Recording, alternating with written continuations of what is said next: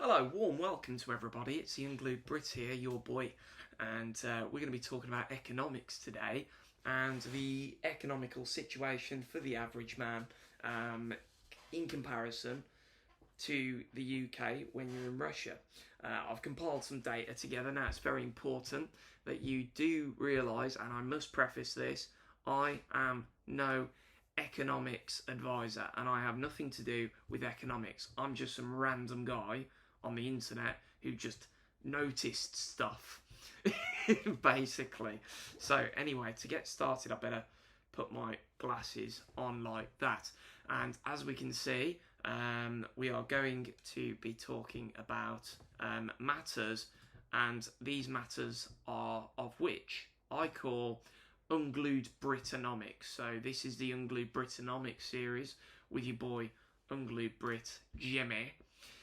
And looks like we're just going to have to get started, guys, really. I've even dressed up for you today. Yeah, because this is serious stuff. So, anyway, let's get into this presentation, shall we?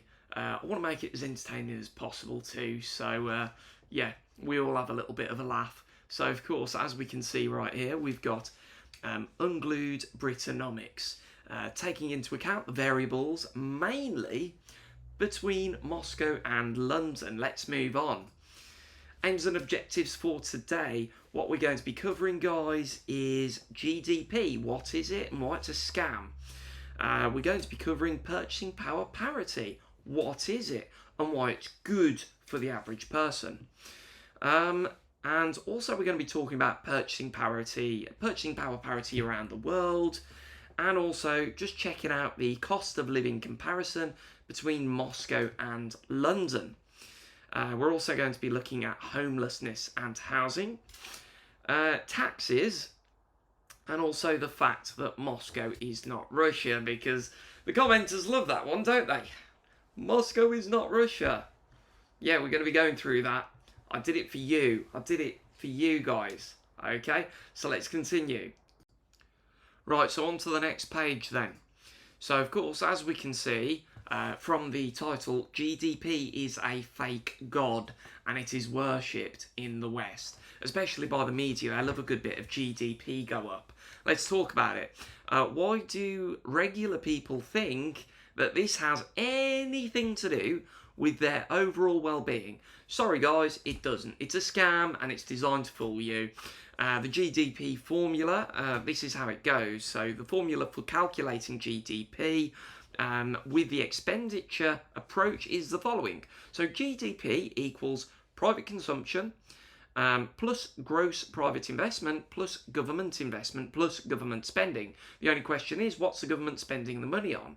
Is it wars abroad or is it on your roads, the bloody potholes? Of course, then you've got to get exports minus imports. Point being, just to break that one down, of course, private consumption, that's people just consuming because they're alive and they don't want to die, do they?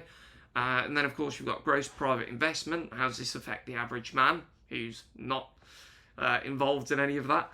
And also the government investment plus government spending. So just from that part alone, you can see how these figures can be manipulated to, of course, suit certain agendas to make sure that it looks like, oh, growth bar going up, when everybody is looking around their streets thinking, okay, where's this growth?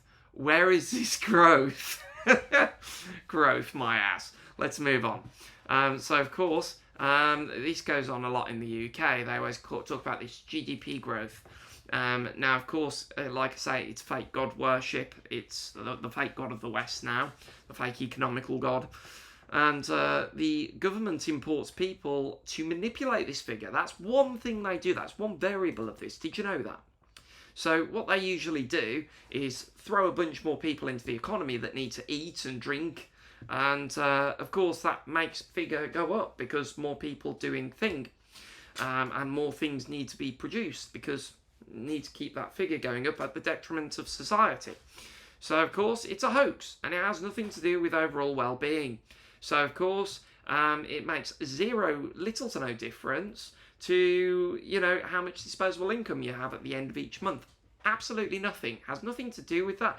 The only thing this figure is good for is as a government tracker. Basically, it shouldn't even be broadcast really to the mass population, since it's absolutely irrelevant and it means basically zilch to the average person. And plus, the way it can be manipulated, and the way it is manipulated, is so ridiculous. And the fact that people follow this as a decent economic indicator of how well the country's doing is a load of nonsense.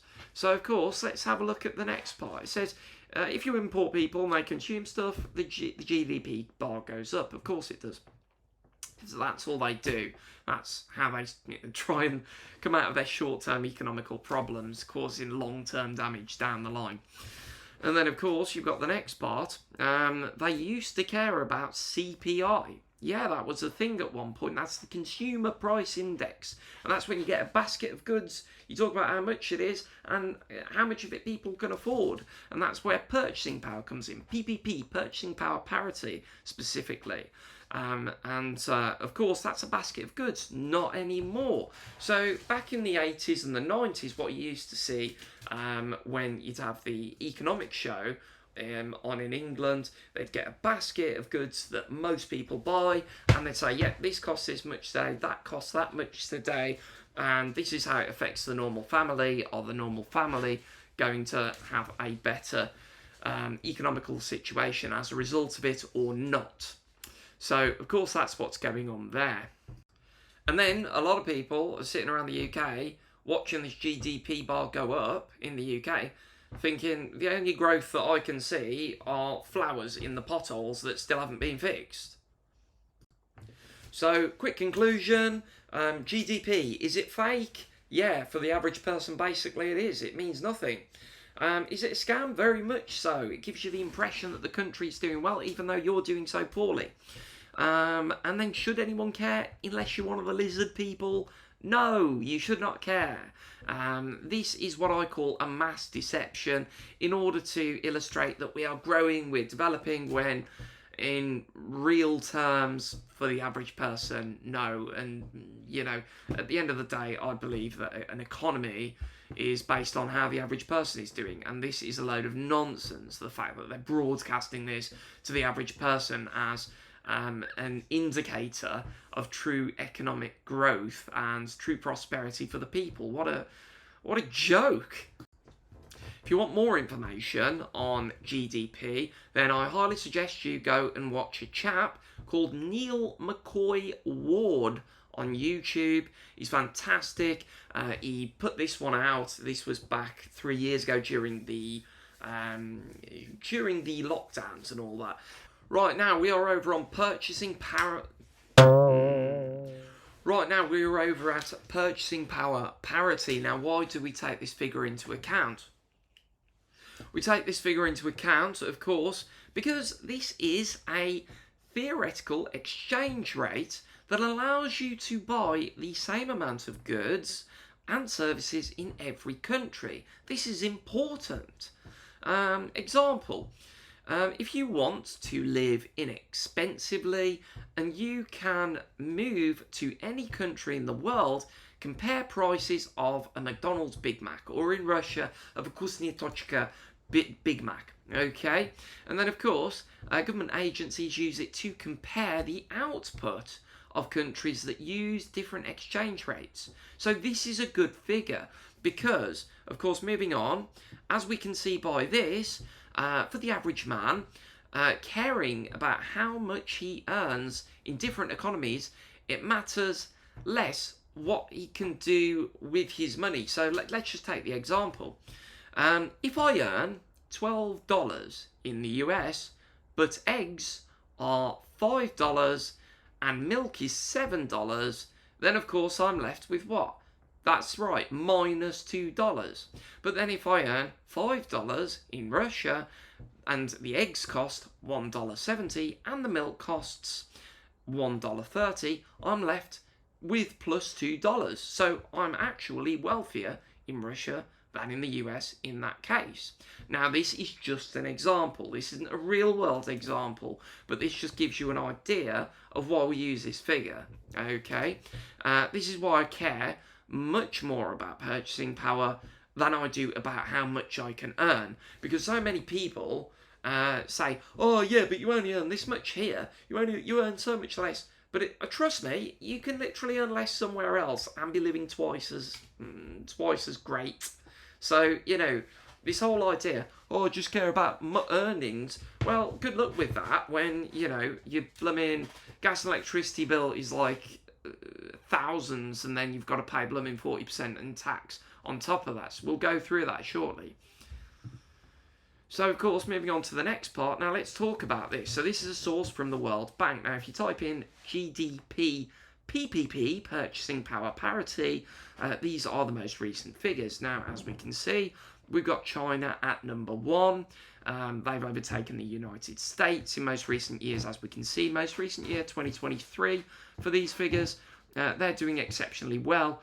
They have raised the most people out of the lower class into the middle class range than any other country on planet Earth, and that is just a fact. I mean, goodness, go to China in this day and age and just see how they are doing. Do they have poverty? Absolutely, like everywhere else. However, you can see what trajectory they are on. Next, we've got the United States. Of course, they've been the powerhouse of the world for the longest time, so it cannot be disputed that they come in at a close second. So, of course, we can see on the next one, that's India. So India's people are starting to buy more stuff, basically. We can see that things are getting much better in India. In at number 4 is where I am, the Russian Federation. So, of course, as we can see by these figures here, purchasing power parity, as sourced by the World Bank, in Russia, India, the United States and China, is currently much higher than its European counterparts. So, in terms of purchasing power, actually, Russia is doing marvellously. Much better than Germany, much better than my own country, the UK. So, of course, as we can see by this, we're doing phenomenally over here, and it's only going to get better. Fingers crossed, guys, fingers crossed. Now let's touch on some figures in terms of homelessness and housing. Now, why do I bring this up? Because I believe a true indicator of how your economy is doing is how your poorest and most deprived are doing. Now let's talk about the homelessness situation. Now, we're just going to look at this first chart here. What can we see? We can see that this is the number of homeless people in Russia. 2010 to 2021, Russia has managed to get their homeless population down from 64,077 all the way down in 2021 to 11,285 through government schemes and also through the economy just simply getting better and better. It's much better than it was in 2010. Nobody can dispute this fact. So, of course, when you do walk around Moscow or do even walk around the smaller towns, then you usually can't find homeless people. It's very rare that you do. Of course, just looking at these figures, we can see that, in the urban areas, it's absolutely shot down. There are many more schemes to help the poorest and most depraved in society. So we know from that, of course, and also from TAD Advisor, that it's only, 11,285. That's 6 times less than in 2010. 6 times less. That's a great indicator for a society to know how the poorest and most depraved are doing. Now, how are we doing over in the UK? Of course, to the right, as we can see that we've got the baseline forecast of core homelessness being the main component in Great Britain from between 2011 to 2041, where the forecast's going. And that's by Bramley. They did this back in 2017. Now, of course, as we can see, we've got different factors. Other, sofa surfing, unsuitable temporary accommodation, hostels and rough sleeping. So, of course, if we just take the rough sleeping into account, we can see that rough sleeping on the streets is, again, for a smaller population, much, much higher in the United Kingdom. That's got to be cracking on for, what do we call that? Just let's call it 50,000, okay? And then, of course, you've got the unsuitable. So that you add all this together, I mean, you know, let's go back to where we are, 2024, about there. So you've got up to around about 170,000 people that are really struggling. So, of course, all over the place, a lot of undocumented cases, very hard to take into account. But, of course, this is the data that has been gathered. So, yeah, it's not looking pretty, is it, when you put the figures side by side? Now, I've put this down here, as we can see. What about my GDP? It go up. GDP bar go up. So it should be good. There you go. There's your GDP for you. Anyway, let's move on to the next one, shall we? Now, what's the problem, you might be asking? Now, of course, as we can see here, how many multiples of salary for a mortgage in the UK? As we can see, what is meant by multiple incomes for mortgages. So, of course, I did work in mortgages for a good bit of time. So I can tell you how it works in the UK. Typically, the general rule of thumb, if you have a squeaky clean credit record, is that you can lend on about 4 to 4.5 times your income. With some specialist lenders, I don't know if they still go up to 5 times, but it used to be 5 times. So, of course, as we can see here, you need to, of course, have quite a hefty income to be able to possibly buy a house. So, of course, if you want a joint mortgage, so imagine you want to get married to get your joint mortgage, well, your income multiples actually go down. So for being married, they go down. So, of course, lenders use a different multiple, such as 3.5 to 4 times lending. So imagine that. If your credit record isn't all that, it's not exactly A star, and, you're also married, well, the bank's only going to lend you probably 2 or 3%, okay? So 2 or 3 times, sorry. So what's that going to mean for you? So let's have a look at where we are. So this is where we are, 7 times wages, 8 times wages. So the bank's only going to lend you 4 times. So, of course, it's 7 times the average wage a house now. This is why everyone's renting. And they can't even afford the blooming rent. So, of course, as we can see here, buying a house, this is 1990 versus 2020. Now, a lot of people, especially the boomers, they often say, just pull yourself up by your bootstraps and get to work. Well, what good's that going to mean? Because look at this. In the 90s, in the UK, how amazing is this? The average house price was £57,726. And the 90s average UK household income was £20,448. Yeah? And now, in the 2020s, the average UK house price is £237,834. And then you take the average household income, it's gone up by about that much since the 90s. Look at that. Oh, it's cute. Right, that's 20s average UK household income. That's gone up £37,000 plus 100 quid for your sorrow. So, of course, as we can see by these figures, we've crept up £17,000 since the 90s, 30 years ago. And, look at the difference there, the disparity there with the old house prices, yeah. How are people getting on now? Where's your GDP now? Let's move on. Moving on. Now, of course, this is the problem. Like I say, salaries to house prices in the UK.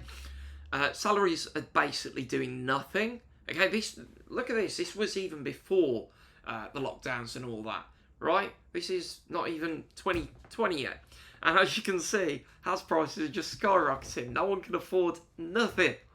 Yeah? Nobody. Right then, let's move on. So of course, let's have a look. So now we're only going to do one comparable, okay?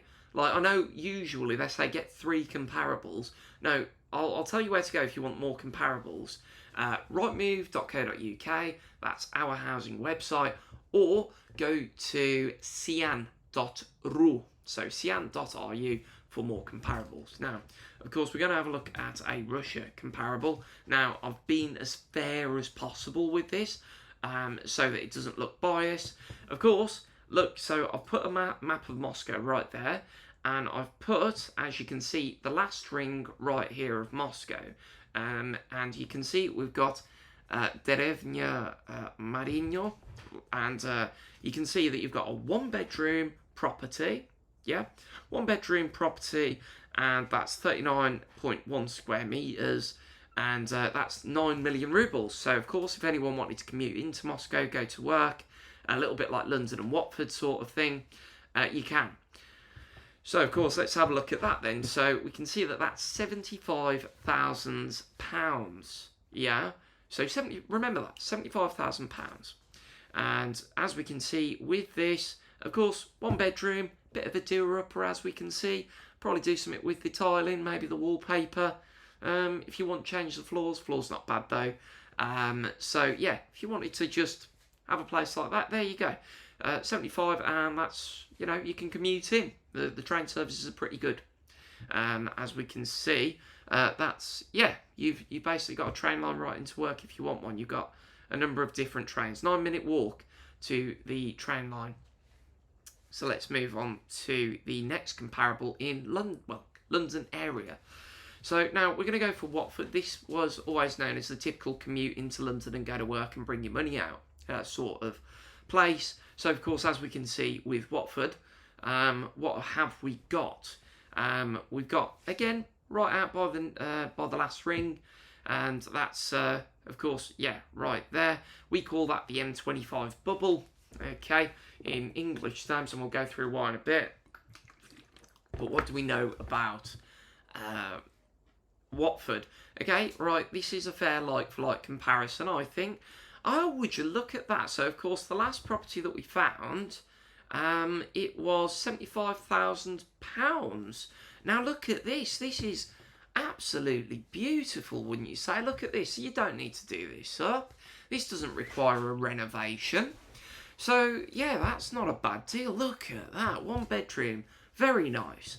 Oh, is there something missing here? Are we missing something here? Oh, shared ownership. So, it's a scam. It's a property scam. So basically, you buy 25% of the property and you pay 75% in rent. Right, and rent is extraordinary. So, you're basically buying 25% of this to pay 75% rent in the Watford area. Yeah, that's the closest thing I could find, literally. And if you don't believe me, I actually saved the search results, okay? By the way, that's 7 million rubles in comparison to the last 9 million rubles property. You're only getting 25% of this, the last 100%. We go over to the next one. So it says, hold on, that's not a fair price comparison, is it? It's not fair comparable. Well, I said, you ain't getting anything cheaper than that, boyo. So, of course, as we can see here, there's nothing. There's nothing on the market. Now, if you go to Russian's Cian.ru market, you've got property galore. You've got diverse property galore, from right cheap to right expensive. So, yeah, there's no excuse, really. Yeah, so that's all you're getting. If you think you're paying a lesser price, you're getting 25% of something that you've got to pay rent on anyway. Talk about a scam. Anyway, let's move on. Now, I've put here I want to be a hermit with a hut life. Now, if you're anything like me, you would like to live in the middle of nowhere, with a local shop and just your regular things, right? And this is just a little bit further out in Moscow Oblast, Dacha land. What can we find? So, I can find this for, as we can see, 36,873 rubles. Look at that. That's pounds. £36,000. You can get like this little cute hut in the middle of nowhere with a lovely garden where you can have your cows, your goats, your sheep, and you got your land, you got your little hut. Yeah, it's beautiful. I even did a little screen recording of this just to show you, like, this is what you're getting for your 35 grand. That's pounds. So let's have a look at that then. Look at that. That's nice, isn't it? Little dacha right in the middle of the countryside, waking up to the birds, waking up to the quiet life, you know, just doing your thing. If you want a nice little quiet hermit life like me, then I'll tell you what, this would be right up your alley. And this is just one example. I don't even need to show you more, because I tell you what, like, this is what we're talking about here. Yeah. So yeah, as we can see from deals like this, you can see right there, just from that alone, you can see that you're getting a great deal, aren't you? Come on. I mean, goodness, there's such a diverse range of property, from your doer-uppers to your luxury, 5-star properties and all that sort of stuff. I mean, you don't run out of options, whereas there's a housing crisis in the UK at the moment. So, right, anyway, that just shows you, that impresses upon you the difference. So, younger people can afford to go and own a property, and it's a nice deal. So you can get yourself on the housing ladder a little bit easier than in the UK, wouldn't you think? Anyway, let's move on. Now, we're going to be moving on to the cost of living. Now, I'm going to use a number of different sources. I've done the best I could, guys, with this. So let's have a quick look. We've got livingcost.org. You can check them out if you like. They're pretty good. It's a like-for-like comparison review. Now, the first page, as we can see, London. To live in London, it would cost you around about $3,321 per month on average. And in Moscow, Russia, $1,021 per month on average. So, of course, as we can see by that then, let me just have a quick sip of water. As we can see by that, what can we extrapolate? We're looking at about 3 times as much for the bang for your buck on that one. So let's have a look then. Let's do a bit of a breakdown, shall we? So as we can see here, we've got our breakdown. We'll just begin with eating out. As we can see, eating out. Dinner in a restaurant, that's costing you like lunch, that's going to cost you about $19 US dollars. In London, it's going to cost you about $8 in Moscow. And as you can see the prices there, guys. I'm not going to just start listing them off. Transportation, now this is where it gets interesting. Like, think of all the money that you pay on your Oyster card in London. It's an absolute joke. In England, like, the transport is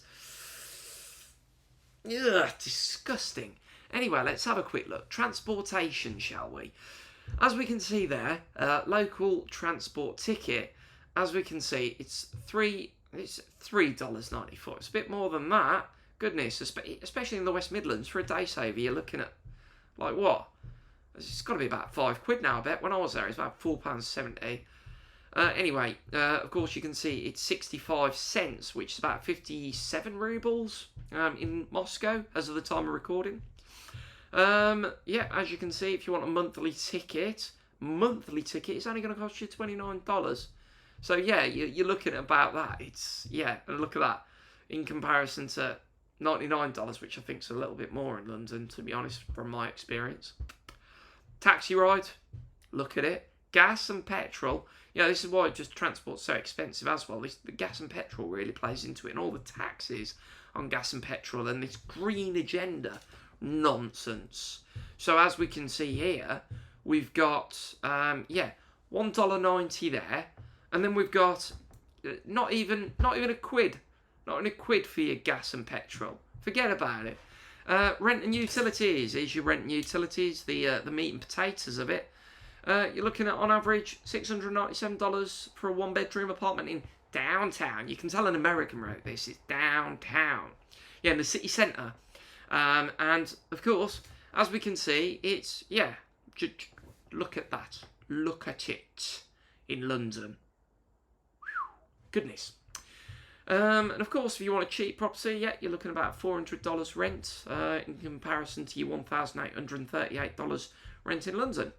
A cheap 3-bedroom. 3 bedrooms you can get for under $1,000. Utility bills, look at that. Look at utility bills. You're looking at, from this, $94.8 in comparison to the $314 in the UK. Your internet plan, about $6. $39 in London. Now, this is all on average, by the way. Your mortgage interest rate. Now, mortgages are more. Your mortgage is going to cost a little bit more.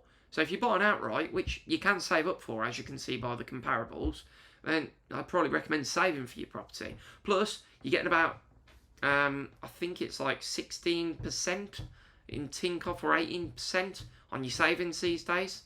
Yeah, savings are class here. Anyway, of course you can see your apartment to buy in the city centre. Look at the price differences just there. That's on the square metre, yeah?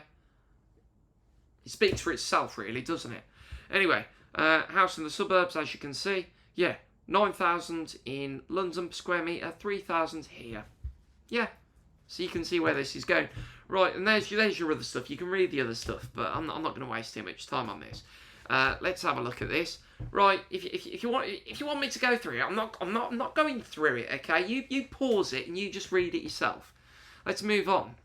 I've also got some Numbeo and Expatistan data. Now they reckon that it's London is 223% more expensive than Moscow, Russia. So of course, we've also got to take wages into account, but there you go. So one site's saying 3 times, this site's saying 2 times. So, you've always got to think case by case, really. But what they've said is, so let's just do a breakdown of the most important stuff. You can pause this and check it out yourself if you want. But as you can see here, you've got your transportation. Look at that in percentages. 454% more expensive on your transportation. A monthly pass 769% more expensive on your transportation. So getting around and being mobile in Russia is just fantastic. The prices are great with regards to all this sort of stuff. Your taxis, everything is cheaper to get around. It always breaks the bank to catch a taxi in the UK. Seriously. There's some stuff on restaurants. And there's your basic stuff that you're buying every single day. Okay. So anyway, let's move on. As we can see, just a few more figures. Very important, of course, your utilities. Utilities are important. Your basics. So as you can see, the percentages speaks for itself. As we can see on the rent, speaks for itself again. And as we can see on this part, sports and leisure. Oh. Tennis is cheaper in London, so if you're a tennis player, there you go, enjoy. So there you go. But and also your Nikes, 5% more expensive in Russia. I can attest to that, by the way. I like Reebok shoes. I've always bought Reebok trainers. I love them. They're reliable. They're good. Bit more expensive here, to be honest, but everything else is cheaper, and you've got the disposable income. As you can see here. So you pay your 5% on your Nikes. Okie dokie. Right, now let's move on to another one. Oh, ignore that for a minute. So the next part, of course. So here's some economic data for us. Now this comes from Country Economy. This is their data. And now nobody talks about taxes, and I think we should for a moment. Now, of course, Country Economy, very reputable site. They've got personal income tax for employees, Russia versus United Kingdom. So this is only the income tax. I haven't even gone into the rest. So this is typically top rate. So of course, top rate, as you can see, you're looking at 45%. It's 45%. 13% here, top rate. Amazing. So look at that. Your standard VAT, 20% across the board really. Most places are these days. Top rate tax, 13%. So, of course, if you're a top rate earner, it's a good time for you to be in Russia. 47.7%. Wow, okay. So, as we can see there, that's pretty important data. We're just going to zoom in a bit. As of 2021 January, and it's still the same today, by the way, tax residents pay 13% tax rate on an annual income of up to 5 million rubles. Income above this limit is subject to 15% tax. Meanwhile, Russian-sourced income is taxed at 30% for non-residents. Now, I would recommend you go and watch my video on the fact that it's going to be a lot easier for you to move to Russia if you're a decent, law-abiding, good, traditional person. It's about to get a lot easier for you if you're from a neoliberal country. So, of course, that's definitely worth keeping up with. So, as we can see, self-employed persons pay 4 to 6% on turnover. So, yeah, taxes are a lot lower here. And we'll explain what that means in a minute. So, of course, moving on, as we can see, we've got personal income tax. Now, just going to have a quick sip. Now, of course, there are going to be some changes. It's 2024 now. The 2025 changes are going to be coming in. As we can see, the most widely discussed point in the draft law at issue is differentiated taxes being introduced on income of individuals. So, of course, starting 2025, the rates of personal income tax will be established as follows. So, if you've got a job over here, this is what you should be expecting to pay. So, up to 2.4 million rubles, which is a good amount, 13%. Up to 5 million, 15%. Up to 20 million, 18%. Up to 50 million, 20%, and over 50 million rubles, it's 22%. Yeah? Okay. Now, I can hear a lot of Russians in the comments already saying, oh my life, that's so much. You ain't seen nothing yet, pal. So, of course, as we can see, it still seems to be the case that up till 2028, individuals, so not working for someone or earning 4%, sole proprietors and legal entities 6%. So, all's good there then. Let's move on. So, now, let's talk about our top rate earners. Top rate earners, income tax. As we can see, employers must deduct income tax from their employees. This is for Britain, by the way, under the PAYE scheme, pay as you earn. And you deduct a percentage from an employee's income. So before they've seen their income, it's already gone. Okay, it's PAYE, it's the way it works. Personal allowance, we start at 0% on 12,500. As soon as we're over £12,500, we sweep straight up, right above 13 and all that, to 20%. On £50,000 up to £150,000, 40%. An additional rate over £150,000 is 45%. Now, to break these figures down and start to draw conclusions, as we can see here, we've got 45% for top earners. So that means that in the UK, the top earner, who is still there, most of them just leave, to be honest, and move off to Gibraltar and Singapore and whatnot. But the top earner who does stay headquartered in the UK is subject to 164 days of paying tax for their toils and hard work. Whereas it's only 47 days at present in Russia. Let's move on. Now, as we can see, top rate earners pay in 2025, of course, taking the new figures into account next year, 50,000 so 50 million rubles, that's a lot of money, and that's £414,000 sterling. Yep. So the top rate, and even at that, the top rate earners are going to be only paying 80 days to the government. Whereas, of course, in the UK, look at the difference, 414,000 to 150,000. That means that, yeah, you're earning way less if you're a top earner in the UK, and paying way more with your time in the UK. days. Yeah? And then people wonder where all the jobs are going. Well, yeah, they're off to China, mate. They're off to China, where they don't have to put up with that. Goodness gracious. Right then. So, let's continue on with this presentation. Now, of course, as we can see, we're going to be starting with this one today. Now, Moscow is not Russia. No shit, Sherlock. Of course it's not. So, it's the capital city. London is not England. It's the capital city. Yeah? And the city of London legit isn't England. It's its own private state. No joke. Check it out. Of course, as we can see, we've got two photos side by side. London! England. London! Jimmy Savile, Leeds. London! Benedict Cumberbatch. Somewhere up north, Ronnie Pickering. London. England. Oh, look at that skagget there. Having a nice sleep. Yeah, having a nice sleep. Bless him. Give him a little tickle. Side by side. London. England. Any questions? So, of course, as we can see from this little demonstration here, these photos, yeah, this is the way it is.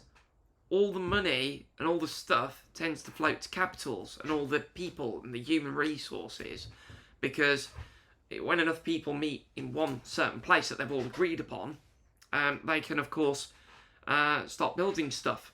So it's natural for if the bigger the city, the more opportunities there's going to be, isn't there? And the more expensive it's going to be and stuff. So let's have a look, shall we? Now, I thought this was funny. I thought I'm going to add this in just because it's hilarious. So now, there was a guy that was basically asking, "Hi, I'm pretty curious about the other places in the UK, as I see it.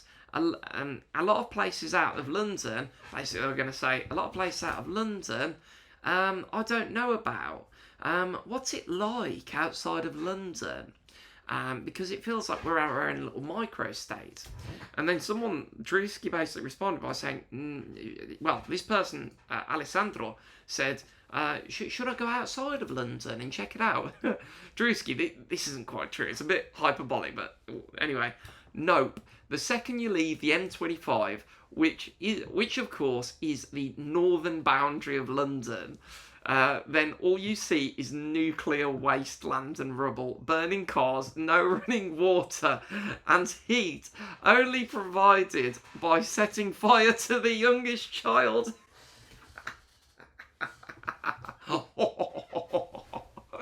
Yeah, that is hilarious. Oh my goodness.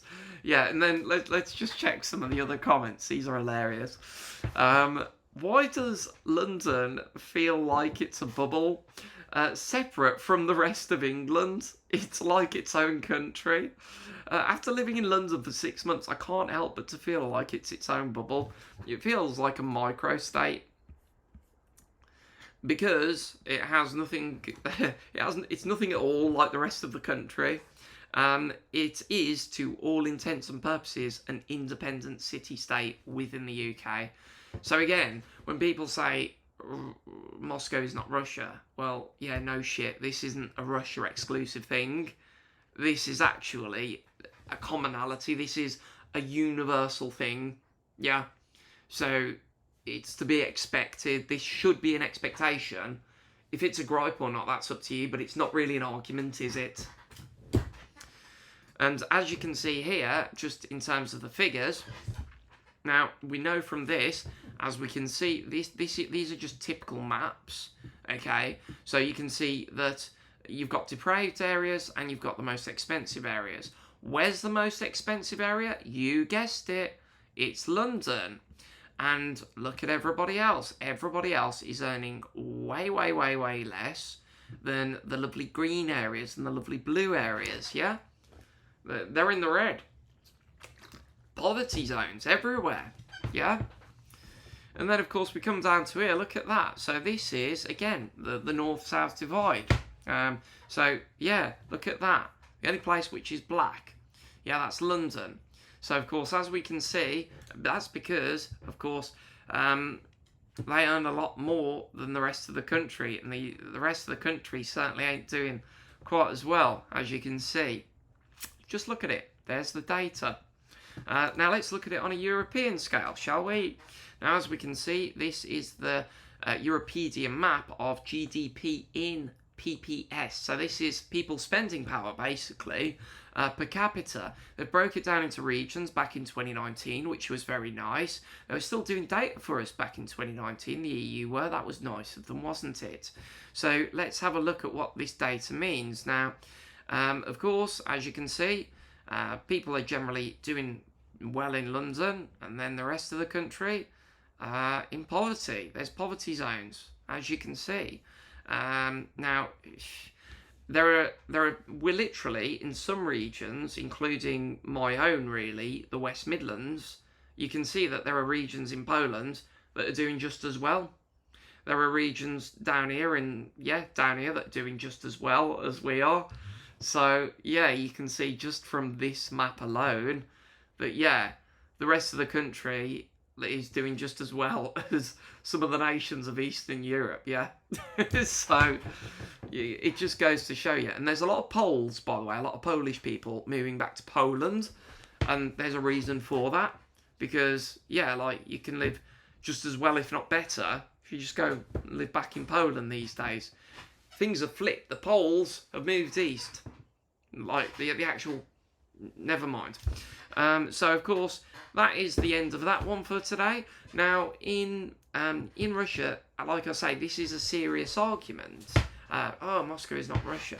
But like I've just shown you, like, what kind of argument is that? Like, I know what you're trying to say. Yeah, this is a Russia exclusive problem, where, people are poorer, not in the capital. Yeah, like, and I think that's a fair gripe, to be honest, because it's a universal problem, yeah? So to try and say it like it's a Russian exclusive, it's not exclusive. It's like a world thing, where finance just flows to a place, and businesses just grow in that place, and it just does that. And it's exactly the same where I'm from. So, but however, in England, we don't like it, but it's expected since it's the capital city. Like, it's just, it is what it is. You know what I mean? Like I say, when you say Moscow's not Russia, never was, never will be, forever and ever. It will always be an eternal gripe. This is not a Russia exclusive problem. So again, when people start harping on about the capital city not being like the rest of the country, like, I don't know what to say. Yeah, that should be an expectation, I would have thought. Like, it's always been normal in my life anyway. Because yeah, if you didn't have a capital city and everything was just spread out everywhere, like, how could you possibly do business? It wouldn't make any sense, would it? Because no one would have a direct place to go, a hub, to meet and make the opportunities and make things happen, would they? So that's why big cities exist, so people can accumulate in one place to make deals and do things. That's how it happens. Like, it's just the end. Hope you enjoyed this one, guys. Don't forget to subscribe on my channel if you enjoyed it, and give us a thumbs up if you liked it, or a thumbs down, and give me a load of hate in the comments if you wish. So yeah, guys, it's been an absolute pleasure today. I hope that you've enjoyed this one, and I will see you again in the next one. Take care.